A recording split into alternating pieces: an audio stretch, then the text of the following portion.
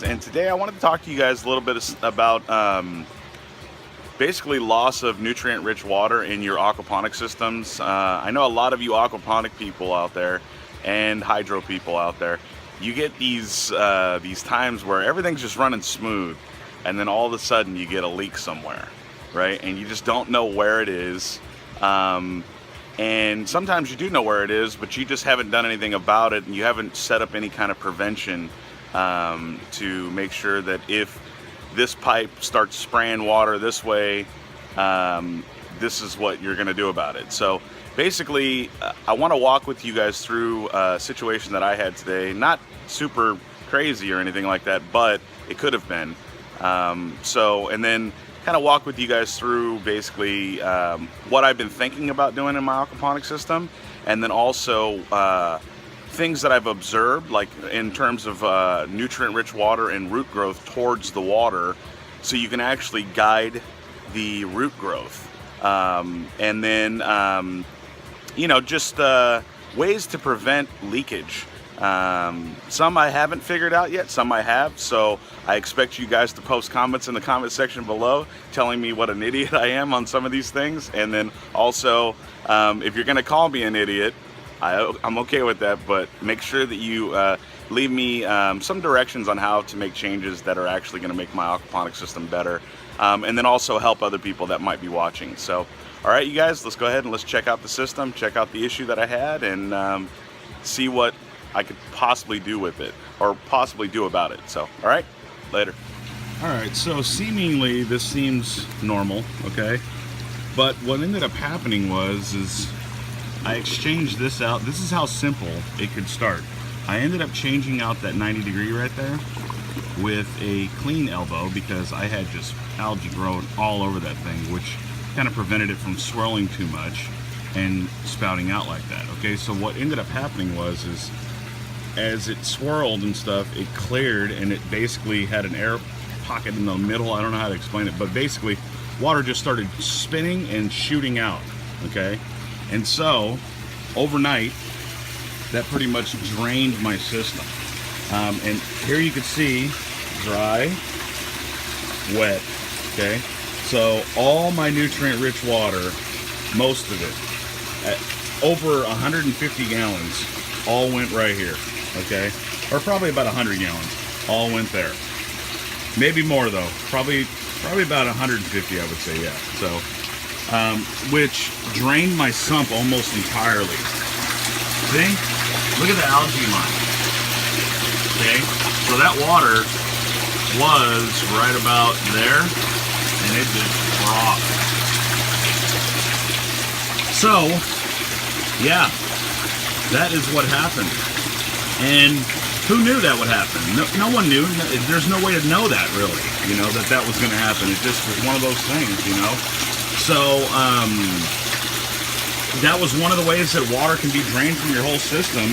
Now, fortunately for me, the pump that I have, if it gets air in it, too much air in it, it turns off. Okay, so that's one thing that you guys should be looking into, is when you get pumps, make sure that you're getting the pump that basically it'll self turn off. It'll turn off by itself. Okay, this pump right here, Secra sent me this. Okay, and I'll put the link to that in the description below. But basically, they sent me that to try out their pump, and they sent me another one to try out their other pump, but this is a bigger one. So yeah, I mean, that's one thing you can do, is get a pump that's basically, if it gets air in it, it's gonna turn off. This one sucks water from really low down, so it'll go for a while, but it's right at the cusp of having a problem, so I need to watch it right now. I might turn it off actually. You know what? Yeah, I'm gonna turn it off. So I need this to fill up with more water, so I'm gonna wait until later on today to get back to this. So anyway, that is how the water leaked out. Okay, so what can I do in a situation like this?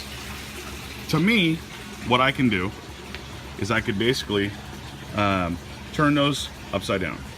I can put them all upside down going into my grow bed. Okay,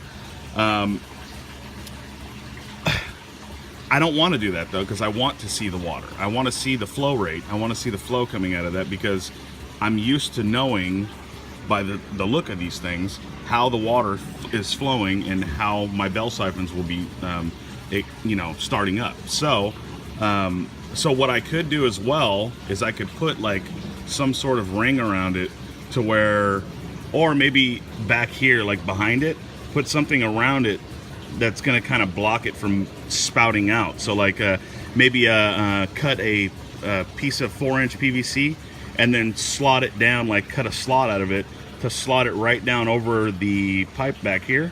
Just slot it down and then have it kind of like that to where it can't get out of the sides or anything. And if it gets out this way, it's just going to go into the grow beds. So that's one idea that I had just specifically for this. Let's go ahead and let's look at my Dutch buckets. All right, so here's my Dutch buckets, and there's a few things that I have problems with the way I'm running it. I believe it's because of the way I'm running it too. I can't run, or I run them constantly basically. So I have constant water flow of these things. Okay, so let me see if I can get a good shot of this. Oh, I turned off the pump. I'm like, what? Where's the water? So, but I have a constant flow of water in here, okay? And so what was happening is I didn't really have those little hoses tied down very good. So what ended up happening is they would basically come out every once in a while, or if the pump gets a little sputter, it would move that hose like crazy and it would come out and it would drain my water. So what I did was I just drilled a little hole that was big enough for this tube to fit through, and then I brought it into the bucket here. Now I had a secondary issue with the Dutch buckets, and this is something that I think you can prevent from not having the water flow as much. So basically if you have it come on for 15 minutes and off for 15 minutes, I think basically that will fix the issue. But basically I had the hose running right in the middle, okay? Now when I did that, the elbow of the Dutch bucket is about right in the middle. So the roots grew. The roots naturally will gravitate towards nutrients, okay? So they ran straight down to the middle of the pipe, and then they basically went ahead and clogged up the pipe. So I had these things overflowing. Another problem, right? So what I did was I noticed that I took notice of basically how the root was growing towards the water. So I basically moved the water source to where it sprays back here in the back of the bucket. And now the root system, it all is over here mostly. And then there's a pocket that it leaves right where the drain is. So I made that change. I have not had leaks in that one. This one still has a lot of root growth around that. So basically what I'm doing is I'm just pulling that out, and then I'm putting it in there and filling this up. But eventually the roots are gonna hopefully go this way. But I'm thinking this tomato plant's gonna be done by the time I even get around to fixing this issue. Another thing is that you want hairy root growth, right? So I noticed also that when I put the lids on these, the root growth spread out versus going down or trying to reach to the nutrient-rich water, and that's because it doesn't need to reach, because it's all evaporating in there and going everywhere. So definitely have lids on your buckets, on your Dutch buckets, if you're gonna, want to get good root growth. And then so basically the hoses, I drilled them into the back of these, and then lids are important, and then the direction of the water. So if you want the root growth to grow more towards away from the drain, put the water in another area in the bucket. And my zip grow towers. Oh hey, that's a loofah. Look at that thing. Yeah, it's growing up. So my zip grow towers. Not a whole lot of complaints about these. There is some issue with the tops of these because they're constantly getting sunshine, okay? And so that water up there, if you have any kind of solids and the solids get through, they basically build up on the top of there, and that can cause an issue, and then it'll overflow out of the holes in the sides of this or out the front. So it does leak, but it's funny, when this leaks though, it tends to stay on the actual zip grow tower, and it makes its way back down to this gutter, and it's basically, it doesn't get out. But every once in a while, the algae gets so grown in there that it's almost like a little toupee. You have to go and you have to pull that thing off at the top, right? So I purposely had this one. See how the media in there is all the way to the top, and then these other ones, there's like a little, they're down a little bit, okay? And so the reason for that is because I wanted to test it and see if the ones that had the media almost at the top will have more of a problem. And guess what? It does. Okay, so you want, when you're pulling your media back into your zip grow towers, you want to pull them down as much as possible and then give yourself some room at the top there for water to kind of spread around. So you want to pull them, your media, down below the hook holes and stuff. And then the drains, so I have rain gutters here. What I want to do is I want to get those rain gutter covers to kind of cover this, because I don't want this algae growing like this. So that's an idea. So, but anyways, those three things, I've had problems with leakage. Okay, so, and it's all preventable. So like I said, that's how you prevent that. You pull your media down more. With the Dutch buckets, you drill in and you have something to where it's going to anchor that hose in. You make sure that you're putting all of the water, nutrient-rich water, to one side of the bucket away from the drain. You know what? I don't even know if it's necessary to have the drain hole in the middle of the bucket. You might actually want to pull it towards one side and then spray the water on the opposite side. That way the root growth doesn't hinder the drainage. So hoses, and then the lids, and then the nutrient-rich water goes one way. And the 4-inch pipe around those as well, or turning them down, but you want to see the flow. Some people do, I do. So I do like a little insert. So I can make those changes to these, all these things, and basically be a lot safer. I do grow aquatic plants as well for fish tank people, my fish tank people.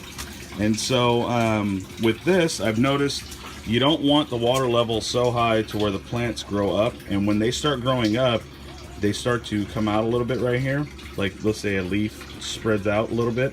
That gives water a line to go down and out of your system. So you don't want that. So anyways, hopefully that helped you guys. That's how basically to prevent these things, and then, you know, get a nice pump that turns off automatically. That way you don't run into any issues. So hopefully this video was helpful, you guys. And obviously, if you liked it, hit that subscribe button wherever it is, and share the video around. And yeah, thanks for following me, you guys. I'm not the big time person that a lot of people think I am. I'm just a backyard garden guy, you know. But I do like what I'm doing, and I'm hoping to continue. So, all right, God bless you guys, and like always, peace. Check out those jalapenos. Don't they look delicious? You got other stuff growing out here too. I'm gonna get all planted up for winter. So, how you like this end card? See all the videos that are popping up and stuff? Subscribe button, go ahead and hit that. So, anyway, peace.